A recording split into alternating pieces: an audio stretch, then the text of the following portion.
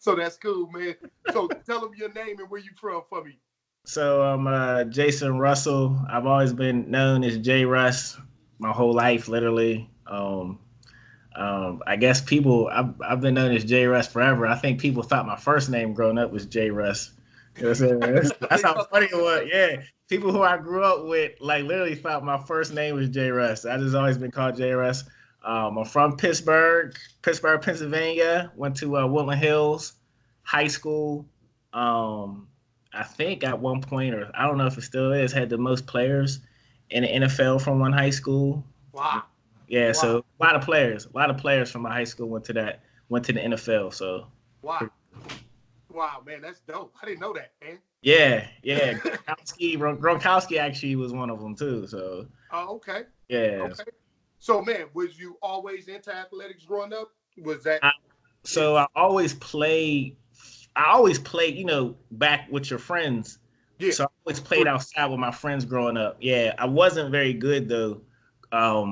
My first,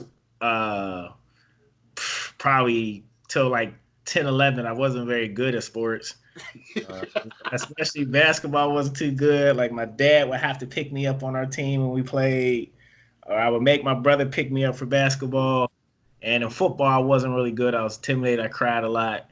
Yeah. You know, and if I had to hit somebody, I would cry back then. So, but it wasn't good. But I was always active though. But like back then, you had a lot of friends, like a lot of kids in our neighborhood. I was fortunate enough to have like 15 kids on my street that were my age. So that's kind of how we started athletics. Yeah, it ain't like that right now. So yeah, so you don't see them outside. You don't see them outside. Like yeah, exactly. that was it. Street ball. Yeah. I mean, we'll play, like I tell a story all the time. We didn't have the neighborhood I grew up in, we didn't have any fields. So we had to play in the cemetery. So we were playing. What? Well, we played football. I grew up playing football in the cemetery. Oh, my God. Yeah. We grew up in the cemetery. We had real games. Like, so y'all playing tackle in the cemetery? We was playing tackle in the cemetery. Man. Yeah. Man, that's crazy. Y'all wasn't scared? No, I mean, that's just all we knew. Okay. Like, it would get dark outside. There'd be about 15 of us, 20 of us, and so there's a lot of us, but I only grew up knowing playing football in a cemetery. Sweet.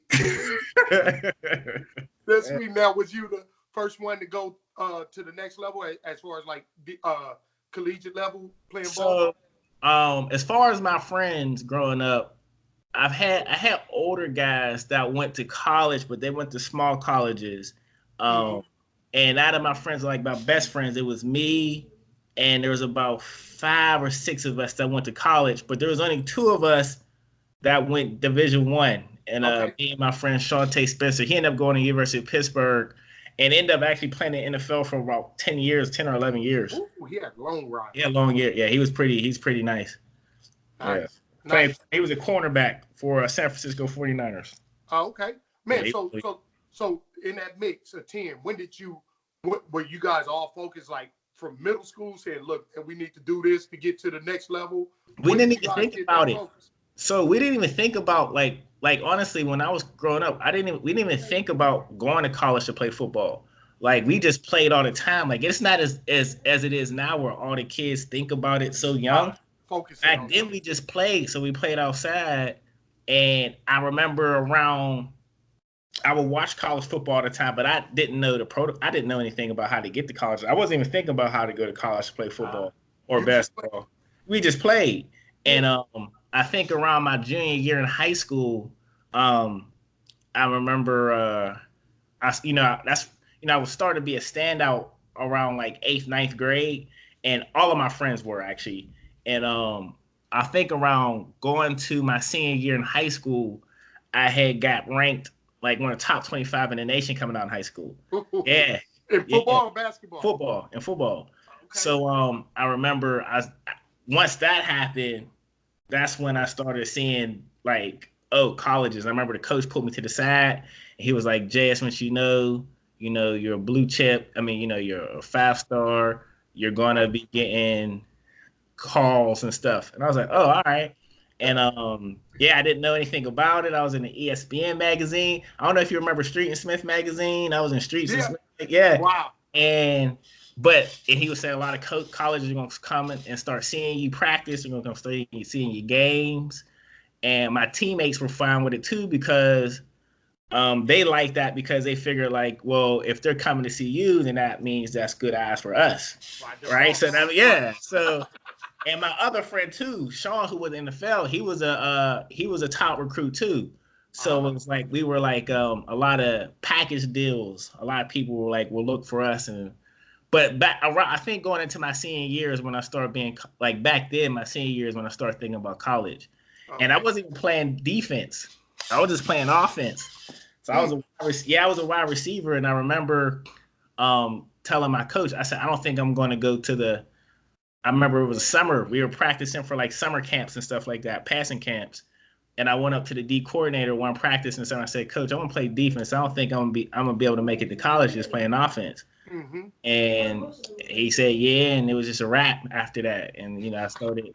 I took the position. I was this guy, and I started getting all these like first team all state and everything. I say So when did you start putting up the numbers and getting that attention? Was it your senior year or from junior? I think what happened was my junior year. I started getting more attention because somebody got hurt, and they got mad at me my junior year because I didn't do any summer workouts. You know what? I was mad at them. I just wanted to do nothing but basketball.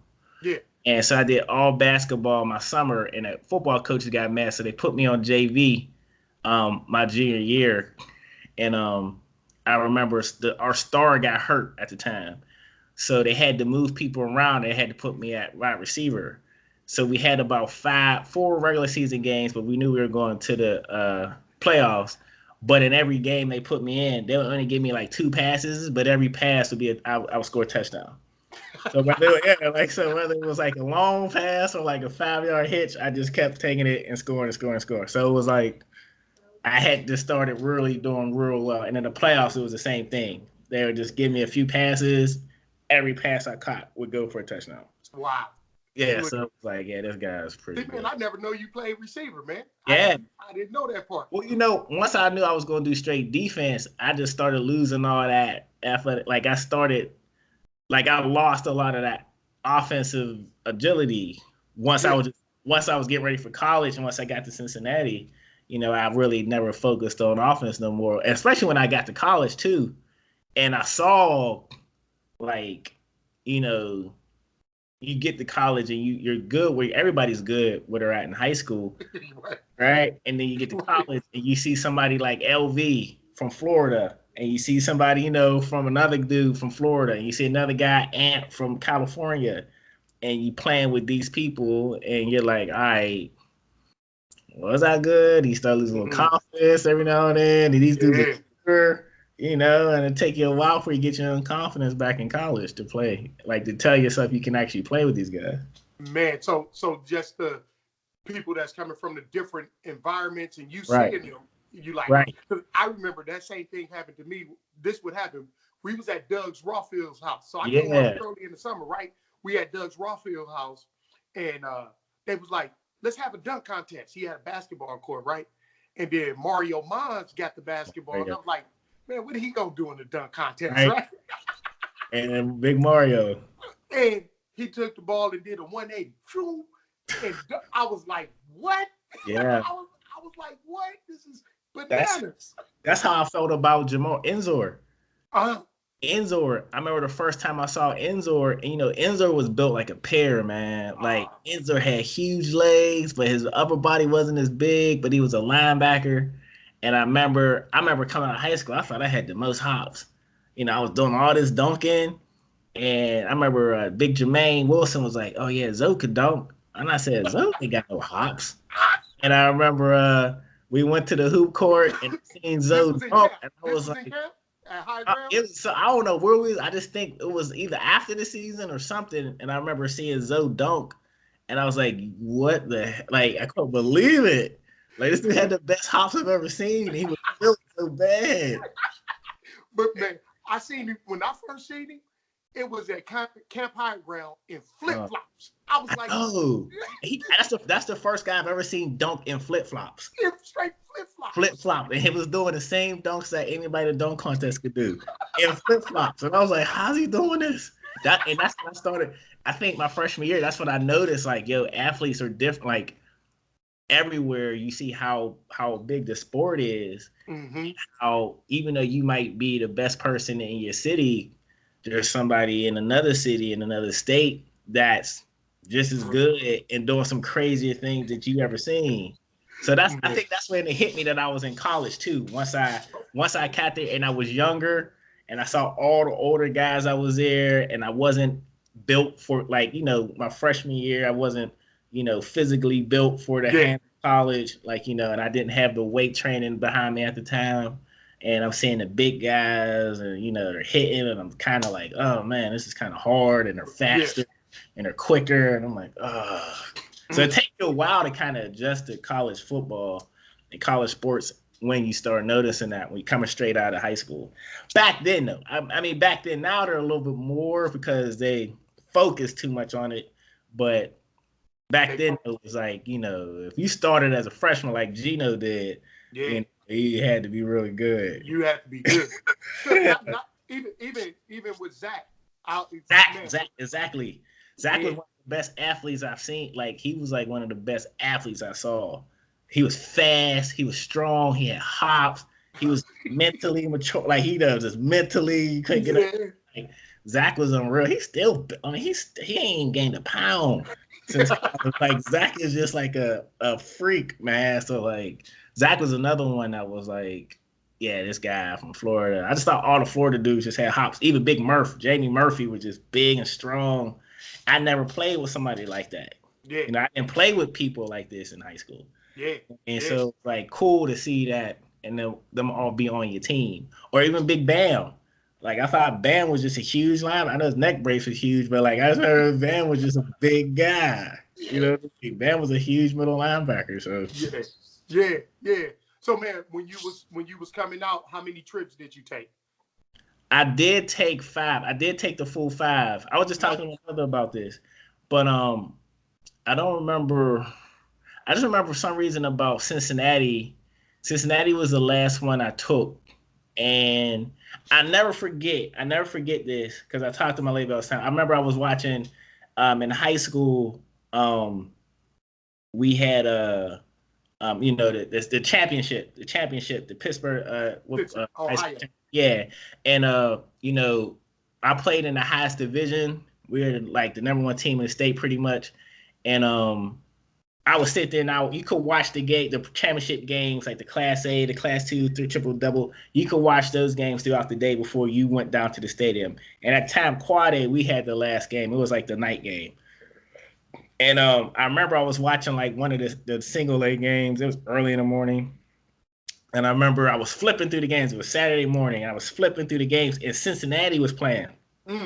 This when y'all had Tinker. Yeah. And I remember watching. It was like nobody in the stands. And it's back when y'all used to have the old AstroTurf. And it was on TV. And I remember looking at that, and I was like, I looked at my mom, and I was just like, man, I will never go to that school. I remember saying that. They weren't even recruiting me then. It was just, I was like, oh no. Yeah. And then I just remember going on the visits. The mentor just knew how to get me. Like, mentor just knew how to. My host was like DA. I remember I went and DA was my host, and I met Dad and Holly. He was on his visit there, and everything just felt right. My mom liked it. I don't know. I just remember I was supposed to go to LSU for a visit, and Tedrick Harwell said, I remember Tedrick Harwell was on a visit with me, and he was like, man, if you go there, he like, you come here, you could play. He like, if you go LSU, they're going to have a bunch of people you might not ever play. And I remember him saying that. And, Mentor I just felt good. I was like, yeah, I'm going to come to Cincinnati. And then I remember leaving after I committed and was just like, I can't believe I'm actually coming to this school, yo. I can't believe I'm actually coming here, yo. But it was a cool vibe, though. And I actually never regretted it.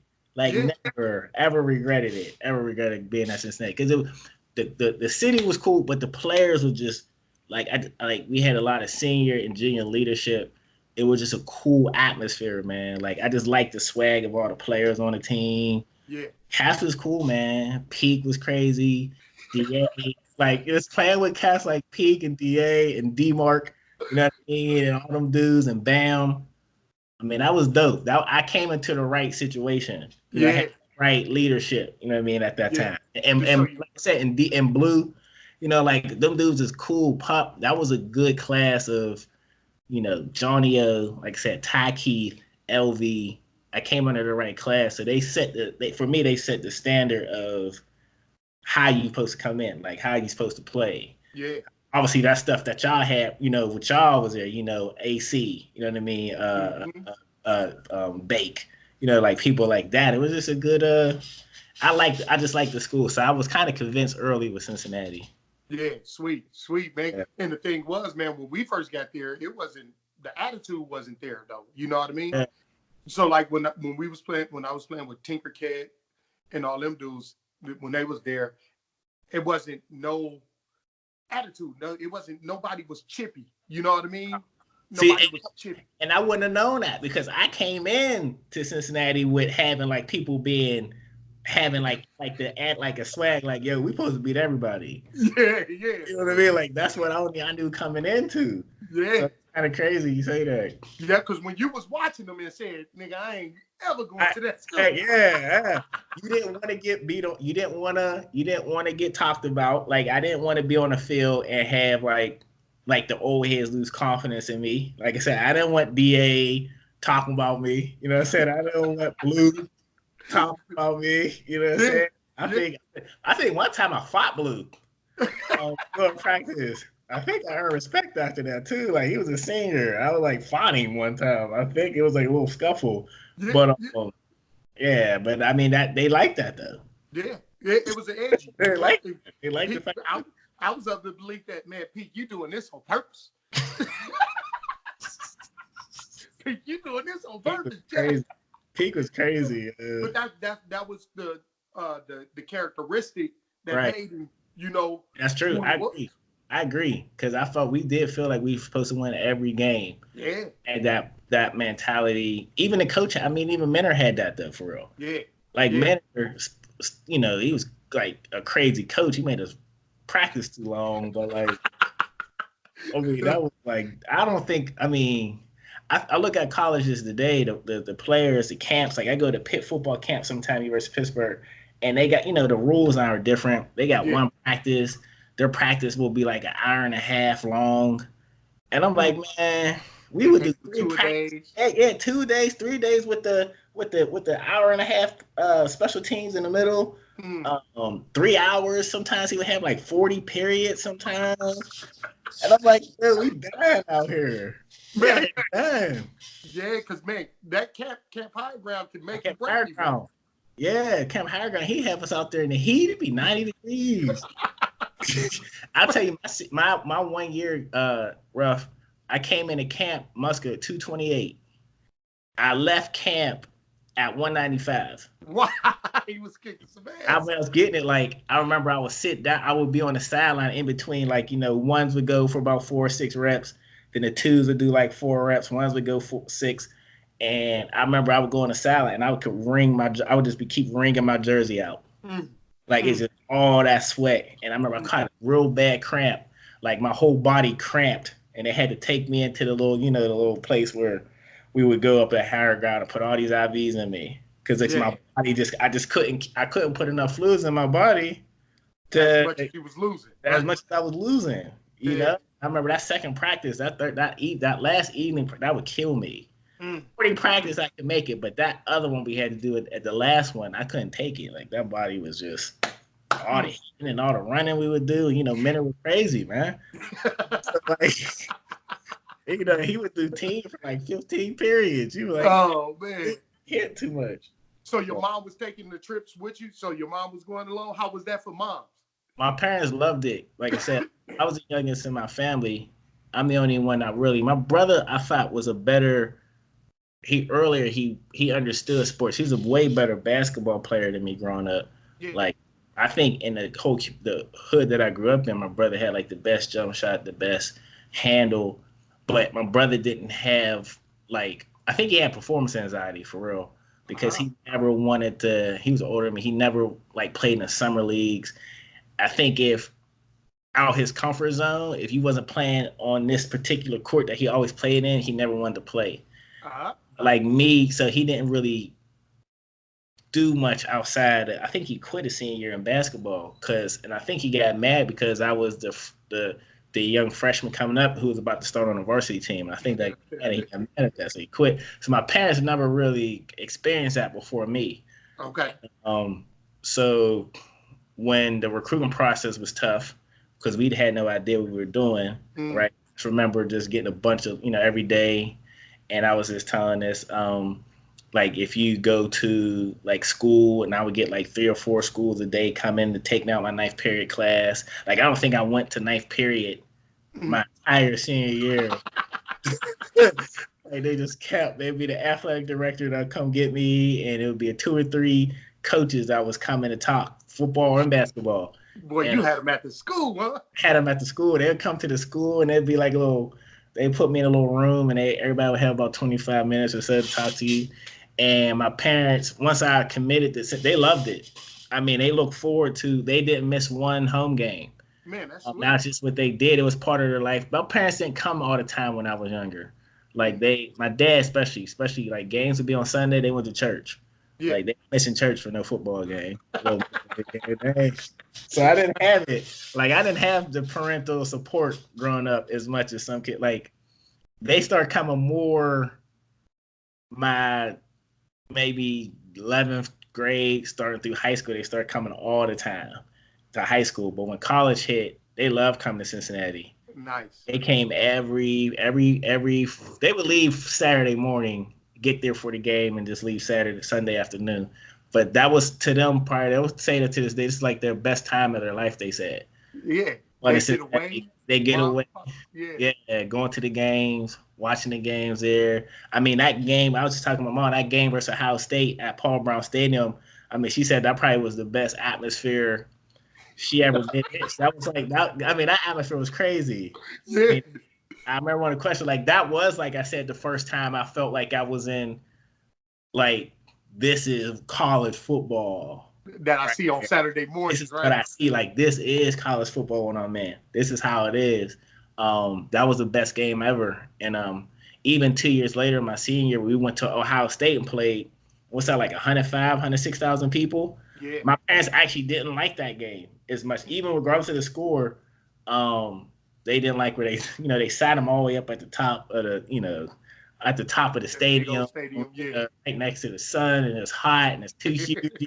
You're so high, trying to look down the field, you can barely see.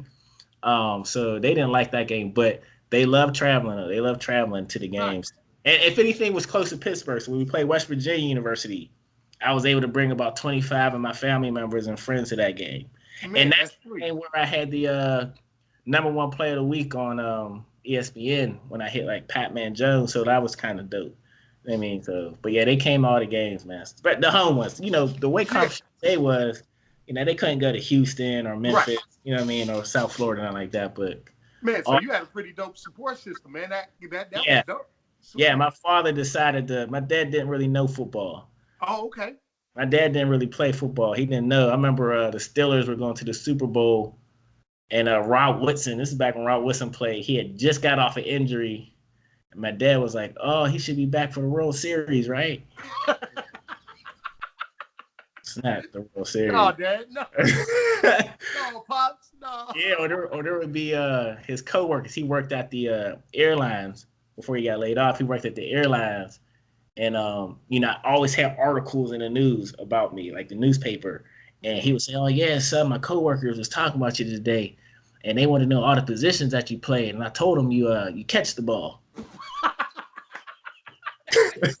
Yeah, he just catch the ball, man. That's sweet. He didn't know much. My mom knows more today. My mom knows way more about football than my dad does. Like, my mom's a fan now because of me. Nice. Yeah, they didn't know much. Like they thought the 30-yard line meant like 30 points. Oh, okay. Yeah, like it was like, oh, 40 points. Now my mom can just watch, like she's probably at home watching just like college football Saturday all day. So that's kind of, now she still, yeah, to this day she'll still just watch games. She loves it now, but she didn't really watch it that much before I got to like high school and college. Oh man, and Pop still, he like, man, my son played.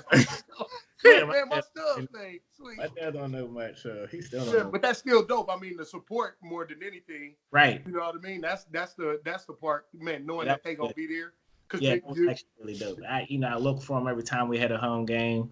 It was always good when you could have your parents come to the college games because the atmosphere was dope. It was an event at the college game. So, it was good to see your parents see that transition of like you being a high school player and then coming to this university and seeing you play in this whole atmosphere where there's all these other people who, now you're playing in front of. Now your home fans are all these people from Cincinnati, all these locals from Cincinnati, all these alumni from Cincinnati, and the fans from the students from Cincinnati. So like, it was cool for them to see that. Now you play in front of a whole nother base of people, and that's like base. Man, when you was there at any point in time, did you notice like, I did the position that I just put myself in could change generations, right? It did. I did once I didn't know that until I graduated. And I was lucky I graduated. So once I graduated in 4, I had that additional year of football. But I remember I remember my last game in college. We played, I think that's when it was, my last game. Last game I ever played football with equipment on. We were playing at the Fort Worth Bowl down in Dallas. Yeah. I remember we won. And I remember I was just crying on the field, like crying. I remember Davin had to come over and was holding me. And then I went to the locker room and I was just crying in the locker room for probably like another 30 minutes. I didn't even take off my shoulder pads. I just kept them on. I was crying because I knew it was over. I knew that was over. Yeah. But I also knew like I had accomplished something that I didn't know I would ever. I didn't think I was going to be able to accomplish. Like I didn't think I was going to graduate when I first went to college. I thought like, can I do this? And I walked on campus the first time, and you hear all these people like, yeah, I only got 15 credits left. I only got 3 credits left, and I'm like, what? I don't know if I can do this schoolwork. What I mean? And then I see people, and I actually finished college football, and I started for 3 years. I just remember it all just hit me. And, at that moment, it was over. I was bawling, dog. I was in my locker just bawling, and I kind of knew at the time I had a chance at life because, I had got a degree. Yeah. Realized they say that's what you need, and I didn't know if I was smart enough at the time to get a degree, but after that, I realized I put in the effort to get it, and I did it. So I think that's when I knew the standard. If I have a kid, now I can tell my kid gonna say, hey, did you go to college? Yeah, I went to college and I graduated. Like, to be able to say that to my kid and my child, there's nothing less than it. Like, this should be at least the minimum for you. Yeah. Like, your father went to college and graduated. Your mother went to college and graduated. You got something that you should be doing. So, because my parents didn't go to college. It was different. They didn't go to college or anything like that. You was a cycle breaker? You was the first one? Yeah, my older sister never went. She went to college, but after her first year, I mean, I don't know. She stopped going. Yeah. And my brother, and these are all people that were smarter than me. And they're all smarter. And my brother, like I said, he just stopped going. And after his first year, so I was the only person in my family to go away to college and to finish. Nice. I mean, it was to the point where my mom didn't even think I graduated on graduation day. Yeah. I remember my mom was calling me, like my whole family came up for graduation, and my mom was like, Jason, listen, I'm not driving over there if if you got something you need to tell me, you tell me I'm not driving over there. I'm not coming way down there. Yeah, she was like that. She got there. I remember she was in the stands. I remember after the graduation was over, she was like, Jason, I know that you can still walk even if you ain't finished your last thing. So like something you need to tell me, I'm not playing with you. I started questioning myself, like, did I graduate? You don't really do it? Yeah, then I read any classes I need to finish. Yeah, I went to my counselor. I was like, hold on, I'm done, right? Like, I'm good, ain't I? Yeah, that's how my mom was, but like they never witnessed that before. Yeah. So it was like I was the first family to do that. Yeah, it was cool. So like I said, like even all that, this was sports. Like those experience, my family hasn't experienced that since me. Like none of my niece or nephews have like graduated or went to college. None of my, nothing play sports. So it's like I'm the only person in that whole family of all my brothers, sisters, nieces, and nephews, all of them who've ever done anything like that. So they still remember those days. Nice, nice, man. That's sweet. That's dope, man. I'm excited about moms right now. Yeah, mom, she's still. Yeah, she. I don't know where my diploma is. Like I don't even know where that's at. I lost that so long ago. So, maybe she has it. I don't even know where my degree is at, yo. I might be able to find my college degree. Yeah, man. And man, I'm seeing you on Facebook, man. You got your flag football league going. Right. I see you always with the kids and everything. Right. And what is one of the messages that you share with them that you think all like student athletes should hear? You know what I mean? That's about to go through this. That you got to work like if you're giving this gift, everybody's not giving this gift. That you have to put in just as much effort on the field and academically. Like anybody could just be an athlete, but they're not, right? Like if you want to be good, only certain people have this gift of being good. And that you're not the same person, you're different, meaning you have to do more than the average person. Like either you're going to be a student, like when we're in college, Ruff, you would go around college and you would see the regular student just doing schoolwork. You know how many times that you would be like, man, I wish I just went to class and just, had free time after. Yeah. I can just go to class and I can just study after class. Like, how are you failing the class? Like, how do you fail a class? They say it all the time to some of the students in class, like, how are you failing? You got all day after your class is over to study, right? And you will see them out there in the yard, in the quad, just like playing and doing frisbee and all the fun stuff. And we got meetings, weights, gym. We got to be exceptional athletes. You got to try to keep your position on the field. You got to learn the other team, and you got to be a student at the same time. And the requirements don't change because you're an athlete. So that's like you still got to try to get A's and B's, to be a smart student. So like you got to be. Everybody can't do what we do. Okay. Everybody can't be a student. And I tell them all the time, everybody can't be a student athlete. You know what I mean? Some people could be students. Some people could be athletes. Everybody can't be both. Put it together. Everybody can put it together. And only the top people can. And you can't feel sorry for yourself. Like you got it. This is the life that you've been given.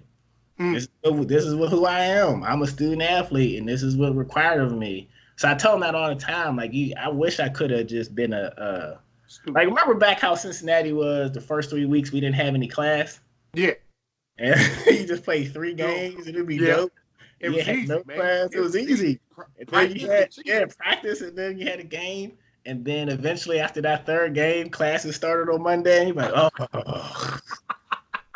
oh man, we got to go to class. But you still got to do all the football stuff and all the working out and all that. So I tell them that. And I just say, anybody can do, like, put it like this, where you have to work harder than the person because there's always somebody in another city that's trying to get that position that you're trying to get or trying to get recruited just like you're trying to get recruited. Just like we talk about Zoe and we talk about Mario Mons, like we see other people, we don't realize how dope other people are in other cities and other states because you think you're the best in your small pond where you're from. You don't realize now there's a kid around the way that's trying to get, make it to the league or make it to college just like you were. So they're like working hard. So I try to make sure it's like you have to put in the effort. Because if you do, or if you are fortunate enough to make it to college, you learn that, look, hey, this is real. Yeah. These kids is good. Because the only difference between like a skill player and a lineman is the fact that I can cut when I run. Right. That's it. They just as fast, going straight down the field. They just as fast. They just can't go side to side as fast. They just can't nibble. But run just as fast as me. They'll run just as fast as you straight ahead. And that, like I said, when I saw Jamar jumping the way he did, and I was like, oh man, this guy's athletic, man. And I thought I was so athletic. So, yeah. But that's it. I just tell you just got to work hard in everything that you do. You got to put the same. I tell this to the student athletes I work with at Pitt now. I say, the same way you attack sports, you got to be that competitive with academics. You know what I mean? Like, you want to be the best on the field, you should want to be the best in school. Like, if this is a class, I want to be the smartest in this class. It don't matter what the material. I don't care. I don't know what this material is, but it don't matter. I want to learn it more than all y'all do. Yeah. You know what I mean? It's that competitive nature, that Jordan, that Kobe mentality, where it's like, I just want to be the best. And transfer it to other areas. And that's what sports does for you. Yeah. Right? Sports if you understand that, though. It makes you understand that. Yeah, I think sports did that. Teach you to be mentally strong and teach you how to, like, work together, how to persevere, when things get tough, how not to get down when stuff isn't going wrong, how to finish, and if you lose, how to come back the next game and give it your all. You know what I mean? So that's what sports does. So all right, man. Well, man, I really appreciate you giving me 48 minutes of your time, man. I really appreciate you, G. Appreciate that, man. Let me know, man. Anything else you need, Ruff? Okay, will do, man. Again, thanks for your time, Jay Russ, man. I really appreciate you. Peace, bitch, right. Baby. All right, peace, man. Stay up. My man. Peace.